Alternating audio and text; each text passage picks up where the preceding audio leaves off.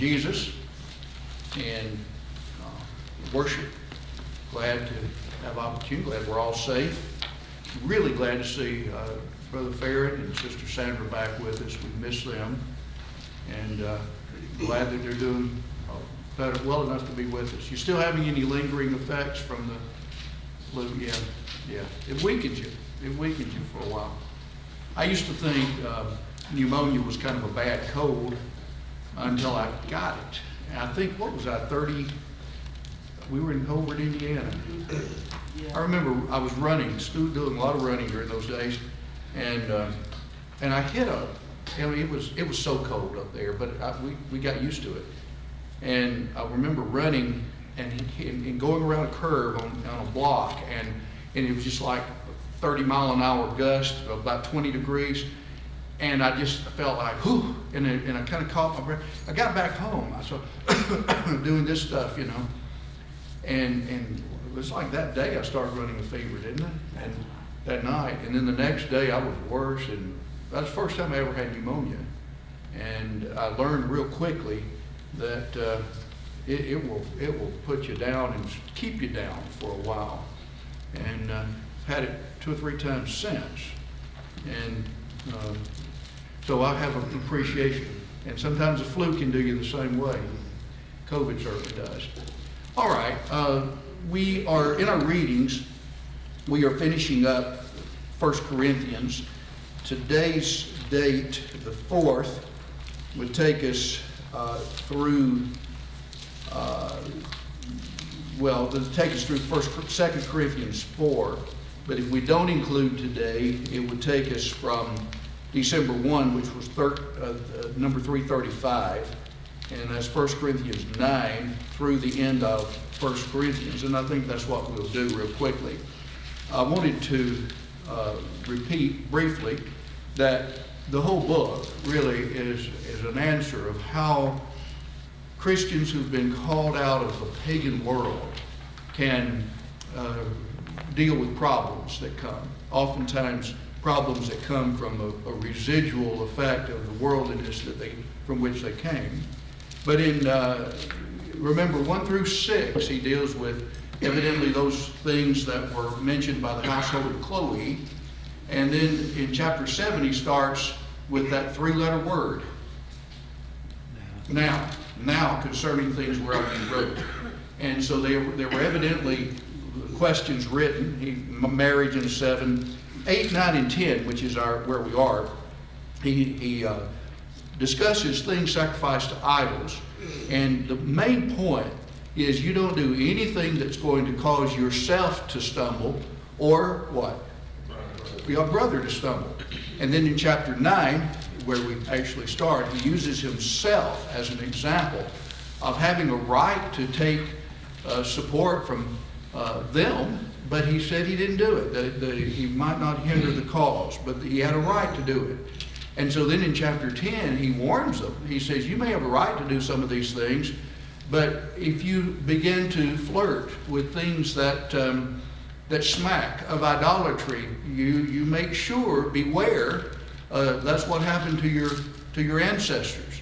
And so he talked about how they were under their ancestors were under the cloud and all passed through the sea and were baptized into Moses and ate the spiritual food that dropped and drank from the spiritual rock, and the rock was Christ. He makes that idea they were baptized, then they ate and drank. They were baptized into Christ, they ate and drank, and later on in chapter 10, the Lord's Supper. And he goes on to say, you can't partake of the table of demons and the table of the Lord. Yeah, you can't do that. So he ends chapter 10 by saying, look, even if an unbeliever asks you to come and have a common meal with him, and then go ahead and eat. Don't ask any questions for conscience sake. However, if he says this was offered to an idol, then what? Don't eat, because you don't want to give any kind of a credence to the fact that you were associating with this idol. In 11, that's 8, 9, and 10. In 11, 12, 13, and 14, I take it to be that he has to do with things that involved worship, assemblies, as well as planned spiritual activities. I say planned spiritual activities because in 1 through 16 he talks about women as well as men and their appearance before others and God as they pray or prophesy. Women were not to at least lead in prayers. They would pray certainly, but not lead in prayers in assemblies. And certainly they would not prophesy in assemblies. However, they would do both. Philip had 4 virgin daughters who did what? Who prophesied. And so I take it to be that here's perhaps some planned religious exercise that involved that. And it would include, I think, the assembly. And then we know in 11:17 through the end, he's talking about an assembly of the church because he deals with when you are come together. 5 times that's mentioned. And a right and a wrong way to partake of the Lord's Supper. So he says in verse 2, in this I praise you. But in verse 17, in this I what? I praise you not. So evidently they were keeping the teachings relative to headdress on the women and not on the men. They were keeping that, but maybe did not understand what some of the ramifications of all of it intended. But in 11:17 through the end, but in this I praise you not. You come together for the what? For the worst, not for the best. And not only were they not partaking of the supper correctly, but also they were being stingy with what they were doing. So he corrects that. I was talking to a young man yesterday. We were having a study through various things. He had some questions relative to patterns. And I told him there's a word here in chapter 11:34 that's used on other occasions.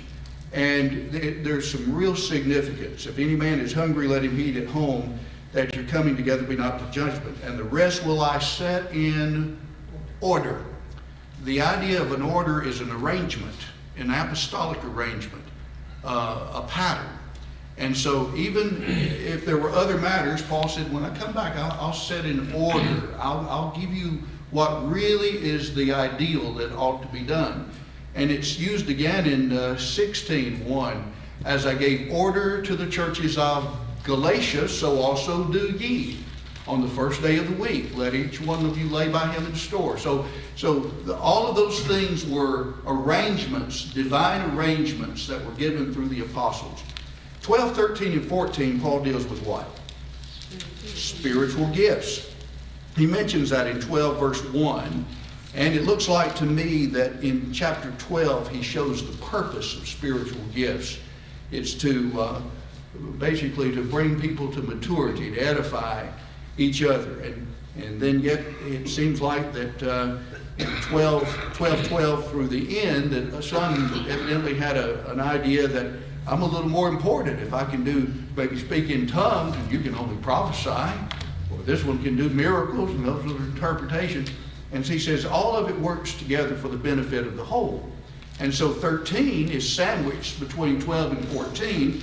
12 is the purpose of spiritual gifts.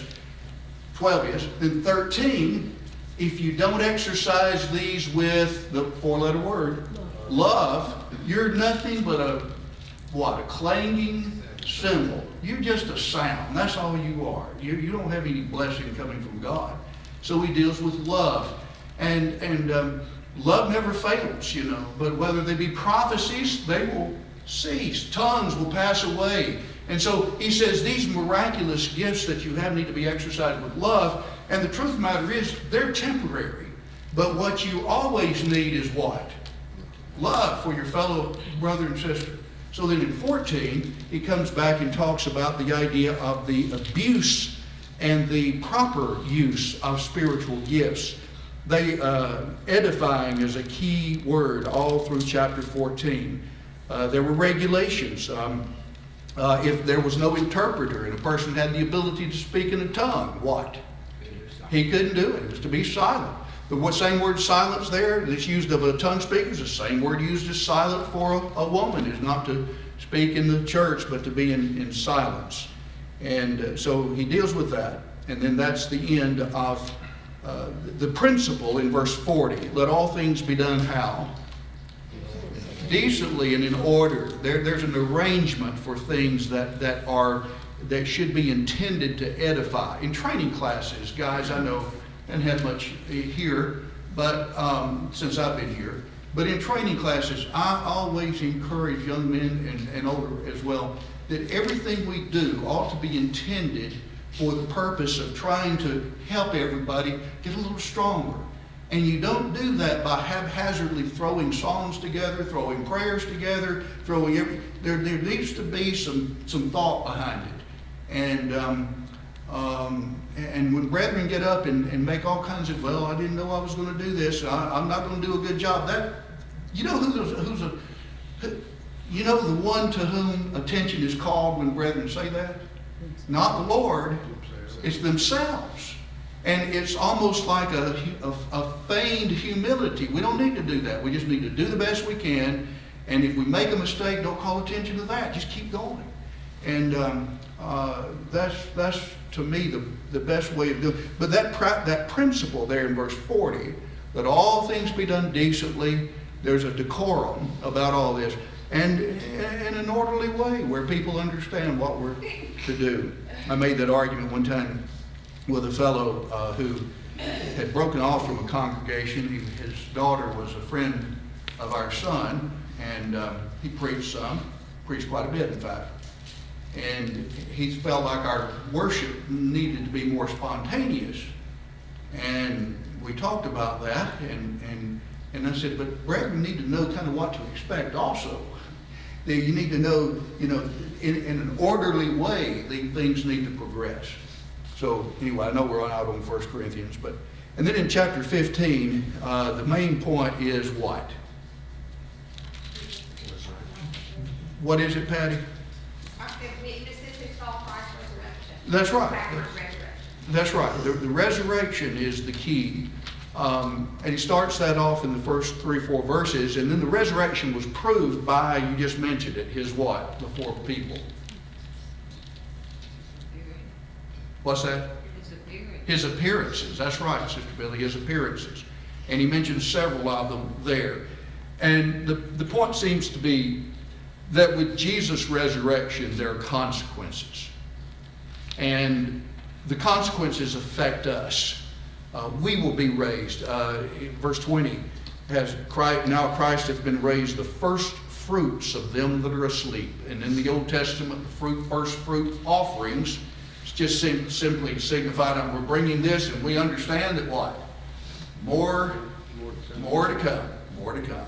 And so Christ is the first fruits of what we sometimes call the general resurrection of all people.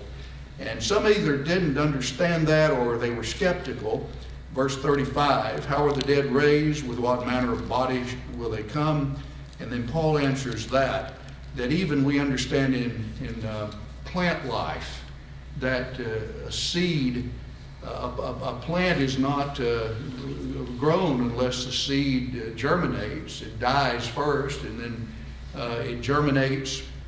And so there's maybe a cessation of form, one form, but there's never a cessation of life. There is the continuity of life that goes on. And then in chapter 16, instructions concerning what in the first part? Offering, that's right. And then some travel plans. I've often thought in verse 13 and 14, I hadn't preached very many times, but I had a lesson on 13 and 14. 5 things he mentions. Watch ye, stand fast in the faith. Quit you like men, or grow up, be strong. And then the last thing, let all that you be done in love. And it's kind of a scattered lesson. It's kind of a shotgun lesson, And I thought so many times since that time, I wish I had gone back and just used 1 Corinthians. Because there are warnings about, being careful. Don't follow just preachers and fornication in 5 and so on. And grow up. 14, be not children in malice. Be not children, but be men. No. In malice, what does it say? 14, turn over. 14 in verse,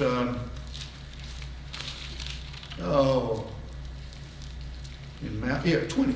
Be not children in mind, yet in malice be babes, but in mind be men. Grow up and don't have malicious thoughts about you. Anyway, he concludes the letter with those thoughts and then talks about some people who were sending greetings and so on. Okay. Comment, question? Look forward to the time. I've been studying this young man that I've mentioned. We just started 1 Corinthians, and I'm just thoroughly enjoying that with him. All right, let's go back to Matthew 5 real quickly. Matthew 5, we've come to a section of the sermon here that I think probably has been, at least for me, in times gone by, some of the most difficult to try to explain. And I hope that I'm better with it now. But here we go in our overall view of the life of Christ. We have the years of preparation, about 30. The beginning ministry, primarily down here in Judea and Jerusalem. The book of John comes to mind. Then the great Galilean ministry was precipitated by John, who was up here in, he'd been in Enon near what? Salem. And he has been in prison down here. And down in this area, John 4 verse 1, the Pharisees understood Jesus was baptizing more disciples than John. And so there was that growing hostility. So he leaves and comes up through Samaria. And then in Galilee, Capernaum is home.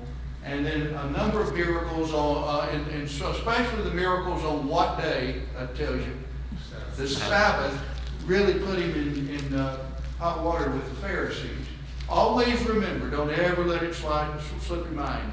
Did Jesus ever violate Sabbath law? Yes or no? No, he didn't.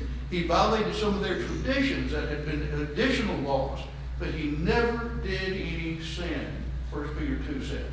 So then after a night of prayer, he selects the 12 and gives them the Sermon on the Mount. All right, so this is where we've gotten down to. Don't retaliate. Let's think about it. First, the Beatitudes. Let me do it this way here. The Beatitudes in 1 through 12. Then to the world, the only hope the world has is for us to be what? 13 through 16. Salt and light. Good.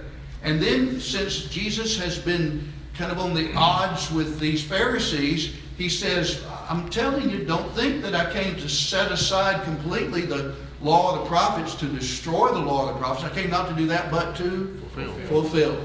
And then he talks about what our relation to the law should be in 18 and 19 rather.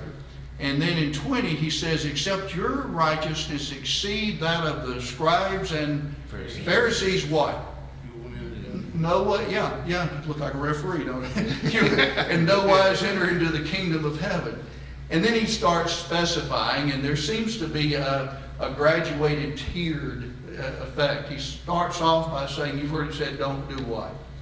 Murder. But I say, don't be angry without cause. And try to reconcile it as quickly as somebody has something against you. And you're offering your gift at the altar. Leave it, be reconciled. And that's through 26. Then 27 through 30, you've heard it said, thou shalt not commit adultery. But I say, don't look to lust. And oftentimes that can lead to, 31 and 32, you want to do what? Divorce your wife. And if you divorce her and there's no adultery involved, it puts her in a case where if she marries another, she commits, it causes her to commit adultery. So we looked at that. Then in 33 through 37, he says, you've heard it said, thou shalt not swear falsely or forswear thyself, but perform unto the Lord your oaths. But I say, don't swear at all. And don't try to say, well, if I swear by this, it doesn't really matter. No, just tell the truth. Your yea, let your yes mean yes, and no, no. And anything that is duplicitous seeks to turn people from really, to deceive people, is of the evil one. Right. Now, we've come down, Wednesday night, we probably shouldn't have started into it, but did anyway. And we deal with the idea of retaliation. And it's interesting that we've gone from murder, don't be angry. And then we've gone from, adultery and writing a bill of divorce to telling the truth. And so it's almost like Jesus has been saying, I'm putting the reins on you. You don't do wrong to other people. And now it's almost shifted to the other side. Well, what about when somebody wrongs you? What do? And so he says, you've heard it said, an eye for an eye, and a tooth for a tooth. But I say unto you, don't what? Resist him that is evil. All right, so we're going to fast forward through some of the stuff we talked about. These related passages that mention an eye for an eye, tooth for a tooth, life for life, and so on, all of those deal with the fact that if someone was injured, was he to take the law into his own hands? No. They were through a judicial process of judges and priests involved. And so they seem to reflect another misinterpretation of the Pharisees, whereas the Mosaic Law never encouraged personal retaliation. It had never been God's law that if anyone lost an eye, to knock out the eye of his enemy or his tooth. Rather, it taught a restraining principle that would be applied by the judicial process involving priests and judges. If I see that if I do a certain activity, this is going to be done to me, it's a what to crime? It's a deterrent. And that's what we mentioned Wednesday night. The intent was not to sacrifice a second eye, but to spare both by causing one in anger to realize any injury inflicted on his adversary would in the end be inflicted on himself. So it was a deterrent to crime. It was not authorizing personal retaliation. I think that's really important, because we hear a lot of people say, well, an eye for an eye and tooth for a tooth. That means, somebody that you can go back after them. That's not even what the law intended. Even in the case of murder, the avenger of blood became the officer in executing punishment of the murderer. The defendant was not to execute the punishment personally. And so what Jesus condemned, evidently the Pharisees took part of the law dealing with the maximum amount of retribution that could be taken on one guilty of some injury. And that could be even executed by judges and priests, taken that and turned it into personal right to exact vengeance on their adversaries. In these verses of the sermon, it looks like to me that Jesus deepens the application of neighborly love by moving from dealing with evil in ourselves, as I mentioned a while ago. Don't hurt somebody else, don't do anything that would cause another to sin, to evil in others.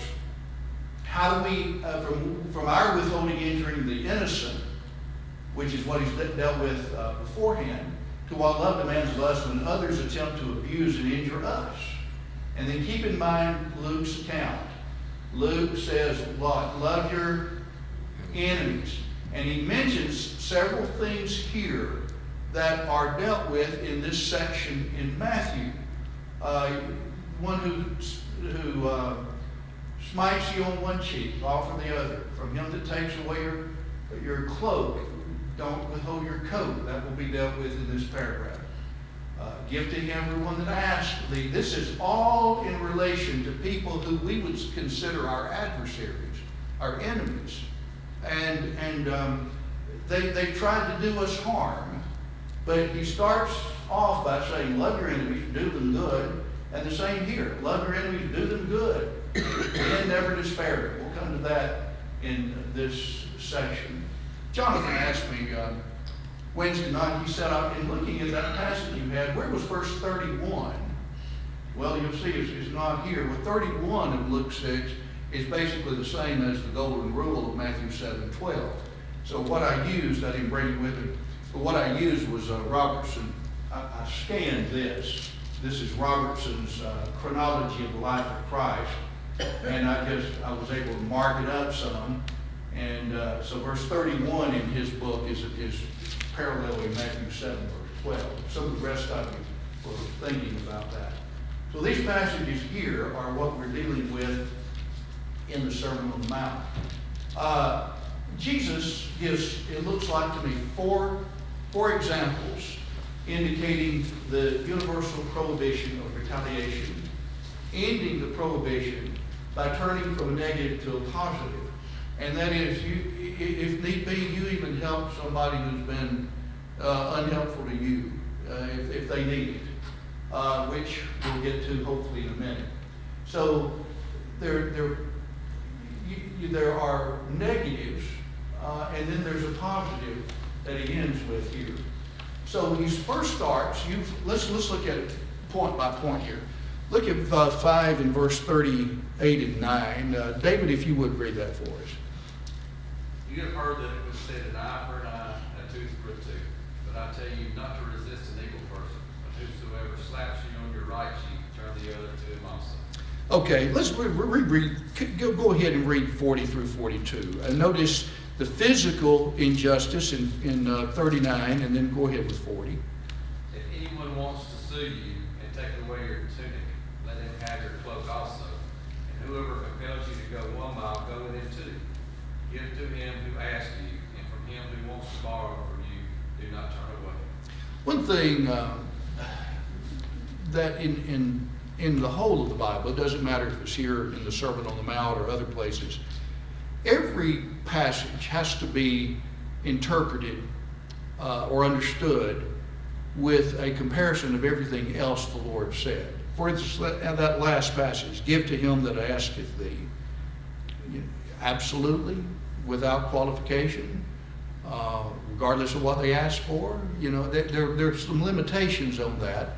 Cast not your pearls before the swine. Exactly. Cast not your pearls before swine. And so we'll see as we get into it that Brother Earnhardt in his little booklet on this I think is really good on the Sermon on the Mount makes the point that you can't take every passage and make a wooden. In other words, it's there by itself. It stands on all four, and there's nothing else that that deals with that idea. You've got to take all the Bible, watch the context, and go from there. And at the same time, you don't want to reduce the significance of what Jesus is saying in any stretch of the imagination also. So, when he says, resist not him that is evil, all right, there is a sense. He's talking about physical violence. What this does not teach is the idea of the word resist means to oppose. Well, he's not saying you don't need to oppose evil, period, because there are too many other passages that teach we should rebuke evil and false teaching. Even in the sermon, Jesus warned to beware of false prophets who come to you in sheep's clothing, but come to you outwardly in sheep's clothing, but inwardly they're ravenous wolves. And Jesus later identified the Pharisees and hypocrites as well as their actions for what they were. And in blistering language, he did that. So he's not saying carte blanche, refute or reject, oppose, resist any evil. And the resist of the commission of evil itself. Something James says we must do. Resist the devil and he will flee from you. So we've got to do that. So he's not saying that just go ahead and commit evil. Obviously that. So you can't take it just by phrase without the larger context. I think what he does teach, if we remember the preceding verse, he speaks of opposing violence with violence. You've heard it said, an eye for an eye and a tooth for a tooth, but I say resist not him who is evil. Obviously, there's somebody who wants to harm you. We don't fight fire with fire. We're not to be overcome with evil, but overcome evil with good.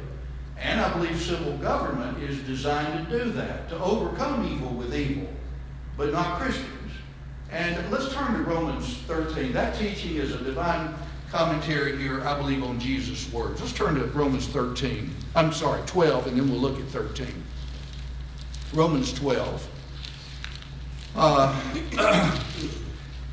Really, 17 and 21 go like bookends to the teaching in between the paragraph in the book. Lee, why don't you read that for us?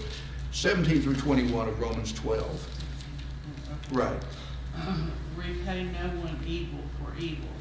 Have regard for good things in the sight of all men.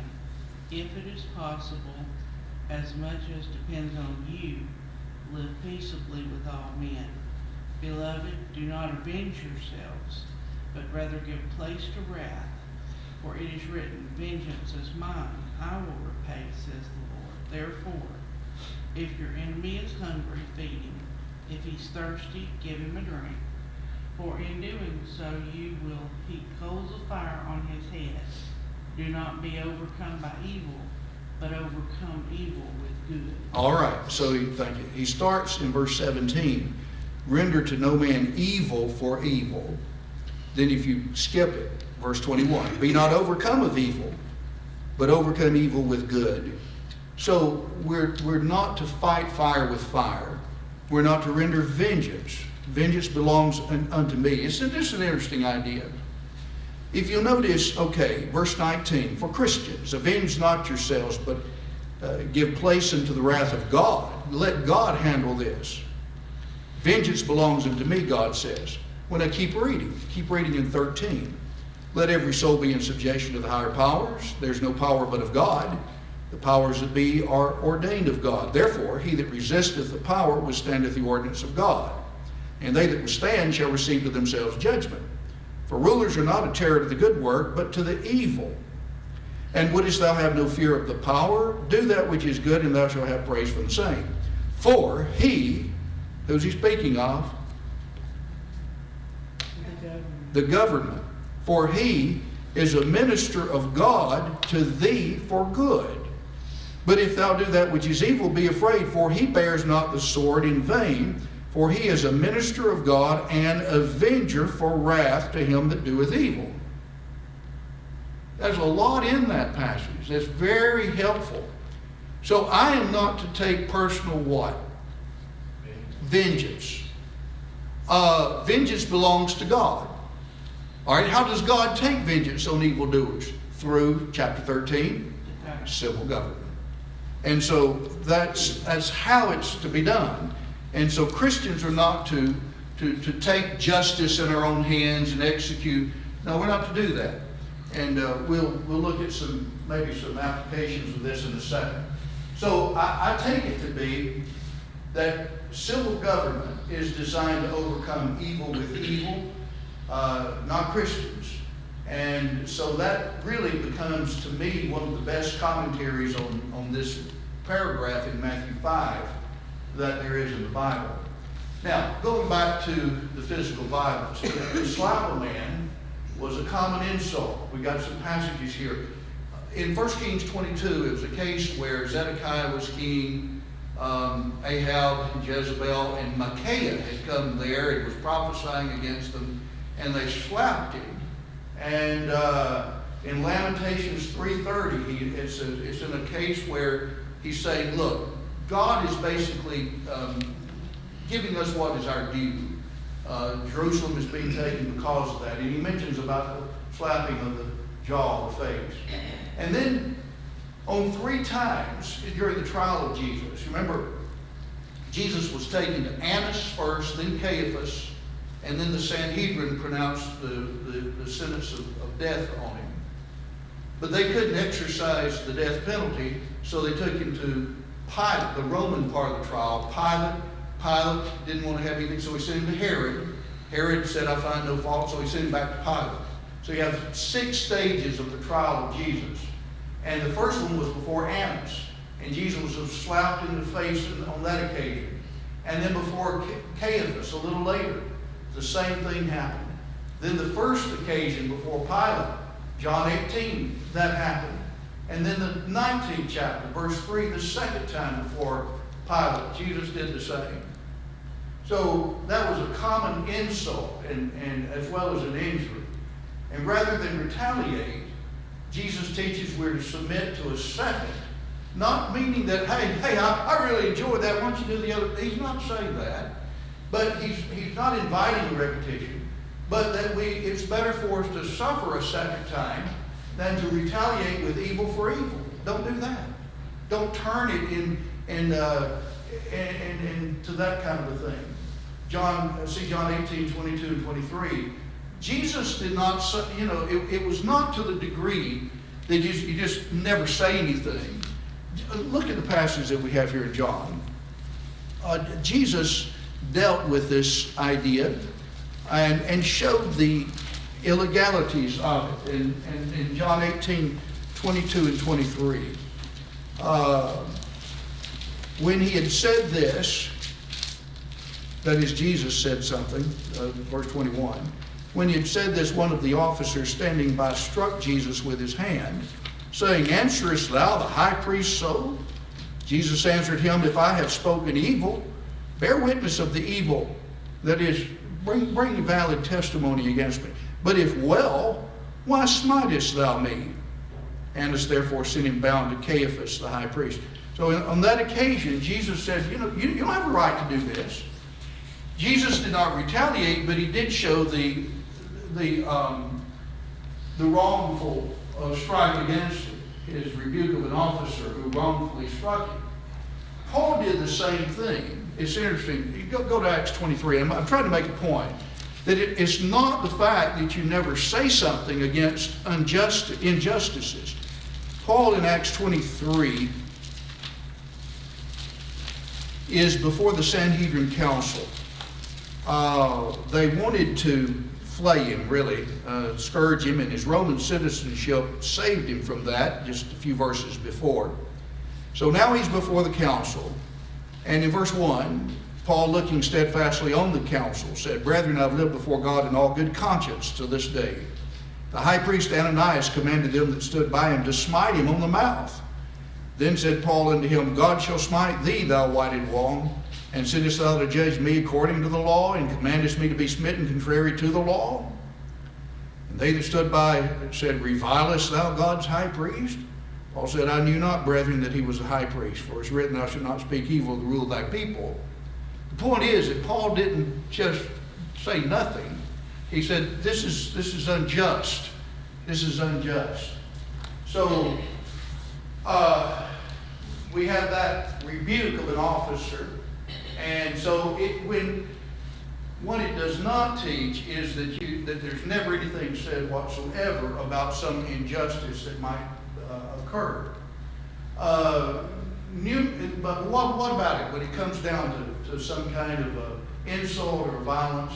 Numerous times Jesus and inspired apostles avoided violence by removing themselves from it when possible.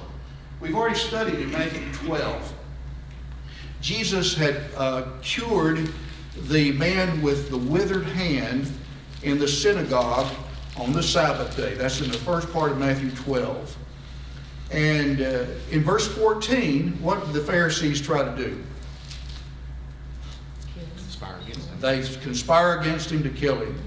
And then in 15, Jesus, perceiving it, withdrew from thence, and many followed him. He healed them all and charged them that they should not make him known.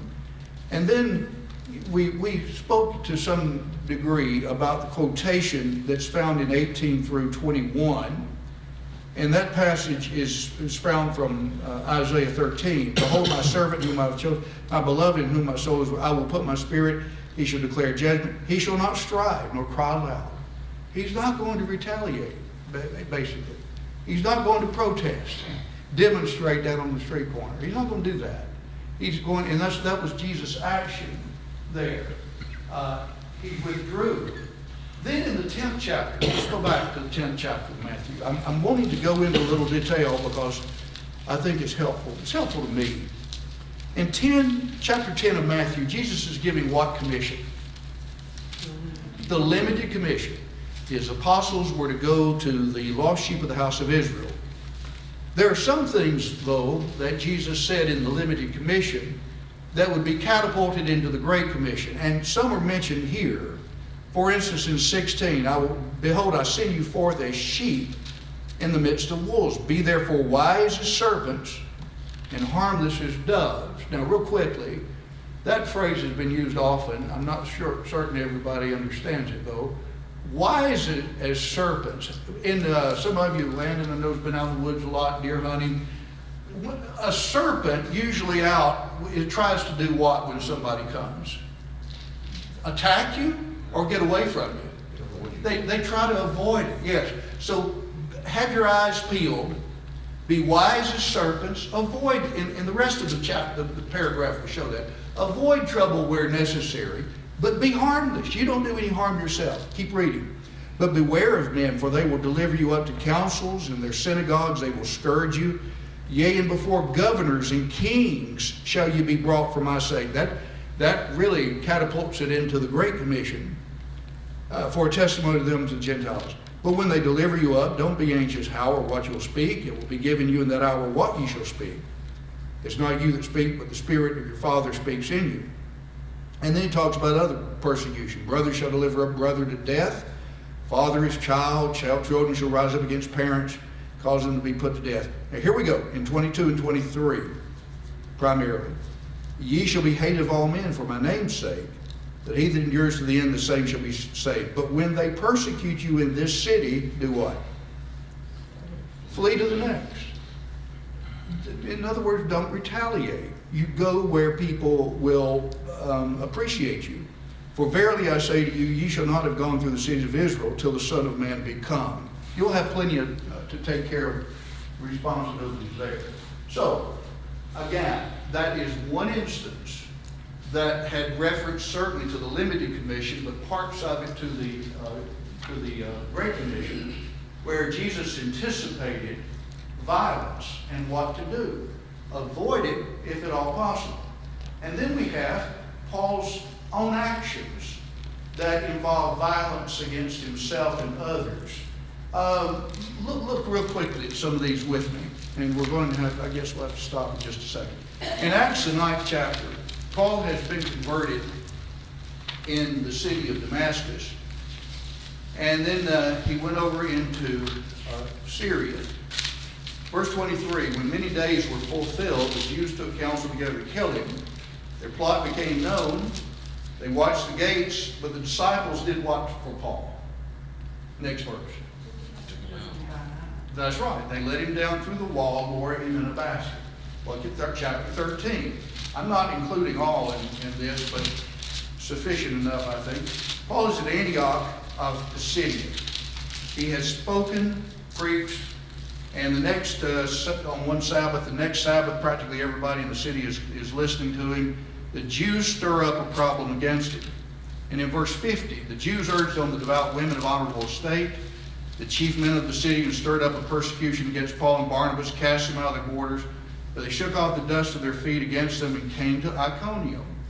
They left. The next chapter, chapter 14, they come to Iconium, and dropping down to verse 4, but the multitude of the city was divided, part helped with the Jews, part with the apostles. And there was made an onset both of the Gentiles and the Jews with their rulers to treat them shamefully and to stone them. They became aware of it and did what? They fled to the city of Lycaonia, Lystra and Derbe. So that's what happened there. And then in the 16th chapter, Paul and Silas on the second journey come to Philippi. They convert Lydia, and then they cast out a demon in this young lady. And when the rulers of, her owners saw that their hope of gain was gone, they took Paul and Silas, put them in prison, or beat them before the marketplace, gave them to the magistrates, and then put them in prison.